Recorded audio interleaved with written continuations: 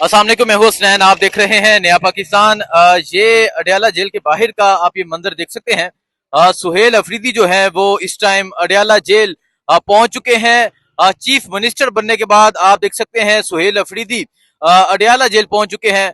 ये मंजर है जी इस टाइम अडयाला जेल के बाहर का। सुहेल अफरीदी अपने कारवां के साथ अडयाला जेल पहुंच चुके हैं। ये आप देख सकते हैं जी चीफ मिनिस्टर के हलफ लेने के बाद अगले ही दिन सुहेल अफरीदी जो है वो अडयाला जेल के बाहर पहुंच चुके हैं। ये सूरत हाल है जी, आप देख सकते हैं।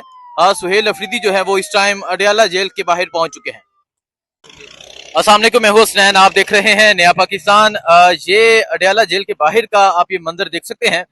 सुहेल अफरीदी जो है वो इस टाइम अडयाला जेल पहुंच चुके हैं। चीफ मिनिस्टर बनने के बाद आप देख सकते हैं सुहेल अफरीदी अडयाला जेल पहुंच चुके हैं। ये मंजर है जी इस टाइम अडयाला जेल के बाहर का।